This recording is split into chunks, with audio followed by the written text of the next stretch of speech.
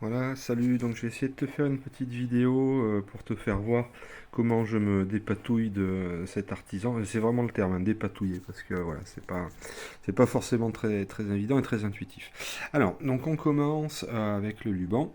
Voilà, donc là on voit que origine du travail, c'est le centre. Ça va être très important. C'est peut-être aussi pour ça que ça bug après derrière.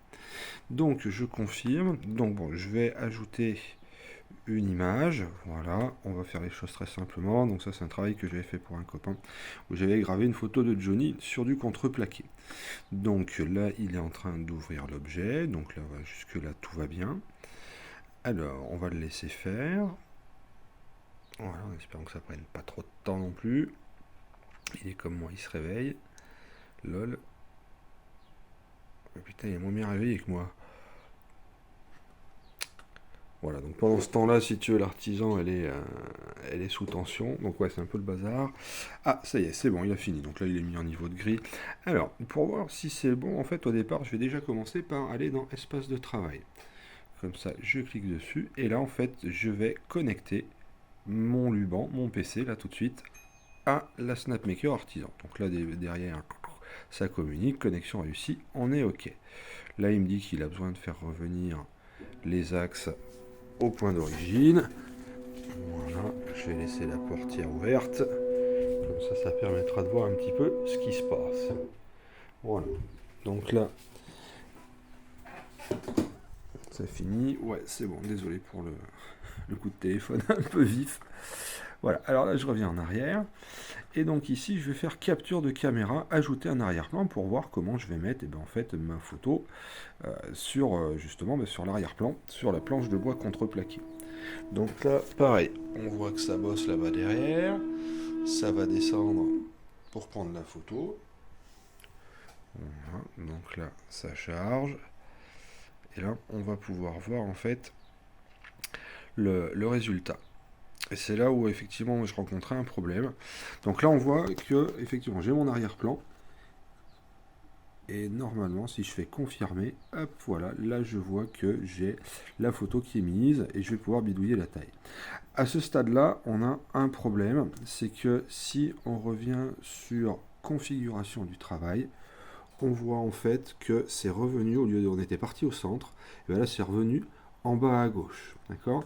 Et ça c'est le fait d'ajouter un arrière-plan qui, on peut pas le, voilà, on voit il est grisé, on peut pas agir dessus. Donc c'est un problème logiciel. Donc en fait, moi ce que je fais, je sais que ma plaquette là de bois sur laquelle contreplaqué, sur laquelle je veux imprimer, fait 20 cm par 20 cm. Donc là ce que je vais faire, c'est que je vais supprimer mon arrière-plan. Je vais retourner dans configuration du travail. Là, je peux le remettre de nouveau centré. Voilà. Ici, je confirme. Là, je vais... Donc, j'ai sélectionné mon image. Je vais la mettre, par exemple, 180. Voilà, en gardant les proportions. Donc, hop, 135. Je ne vais pas m'embêter à faire à faire la découpe, hein, juste la gravure. Sinon, la vidéo va être un peu longue. Donc, suivant. La liste de chemins, donc il me demande ce que je veux faire avec cette image, donc je crée un chemin d'outils.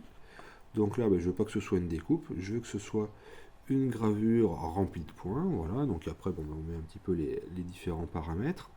Là, ici, j'enregistre, voilà. Alors ça me fait un truc un peu bizarroïde, mais enfin bon, rien d'extraordinaire, rien d'inquiétant. Générer le G-code. Donc là, c'est en train de se goupiller. Voilà, donc là effectivement ça me met un truc vraiment horrible, mais sinon le rendu est bien. Bon après, ouais, mais faut pas craindre, voilà, l'aperçu est pas forcément génial, elle est ni très révélateur. À ce stade-là, donc je fais charger un G-code dans l'espace de travail. Donc là, c'est pareil, il me met comment dire, un aperçu, une prévisualisation.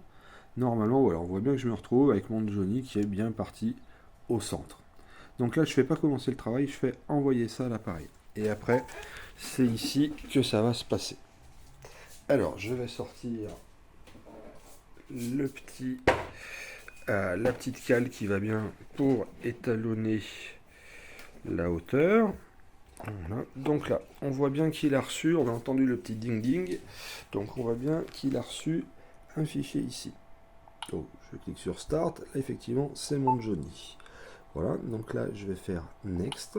Je dis que c'est lui que je veux imprimer. Donc là il me dit il faut calibrer la hauteur. Ok, donc je mets la petite plaque.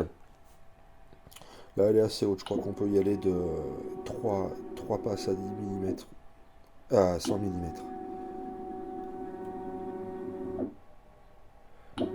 Voilà. Pour le contreplaqué que j'utilise bien évidemment. Ouais. Donc après je réduis, donc je vais faire si un coup de 10 mm remonte, hop, ouais, ah c'était un peu fort, donc là je remonte, hop, voilà. Le but du jeu étant qu'on sente un léger frottement, donc là il faut que je redescende un petit peu la tête, je peux redescendre encore un poil, ouais, encore, c'est sur le Z hein, que je descends. Ouais, je suis remis en millimètres parce qu'en dixième de millimètre c'était un peu petit. Donc là ça a tapé, donc hop je remonte. Quelques dixièmes de millimètre. Ouais c'est bloqué donc hop. Hop. Voilà. Ouais je peux en débloquer un petit peu, qu'on sente un léger frottement. Voilà. Donc là comme ça on est bon. Donc j'enlève cet appareil. Et à ce stade là donc je vais fermer ma porte. Et je vais cliquer sur Next. Donc là, il me dit le laser va être mis en route. Donc je confirme. Donc là, on va être prêt en fait à imprimer. Le truc, ce qu'il va falloir voir, c'est si effectivement on tombe bien au bon endroit par rapport à la plaque. Par rapport à ça, je vais faire Run Boundary. Donc littéralement, voir les bordures, les frontières en fait de ce qui va être gravé. Donc là, je fais confirme. Et là, on voit que le laser en fait part et va me dessiner sur la plaque les limites. Ah, là on voit que voilà, je suis sorti un petit peu large. Ok. Donc il revient, en fait là il est en train de faire voir où c'est qu'il va passer. Et on voit que j'ai vraiment de la marge à gauche là, donc du coup je vais pouvoir décaler ma tête à gauche. En fait ce que je vais faire c'est comme si je faisais mon arrière-plan, mais je vais le faire en manuel. Donc là je suis ici, donc je vais lui mettre 10 mm et je vais le décaler en fait à gauche. Voilà. Là je refais une fois Run Boundary, confirme. Voilà, et là on va voir normalement, j'ai décalé de 3 cm, donc ça devrait être un petit peu mieux. Ça va aller taper 3 cm moins à droite que ça ne le faisait pas tout à l'heure. Voilà, donc là je peux encore pouvoir gratter 2 cm.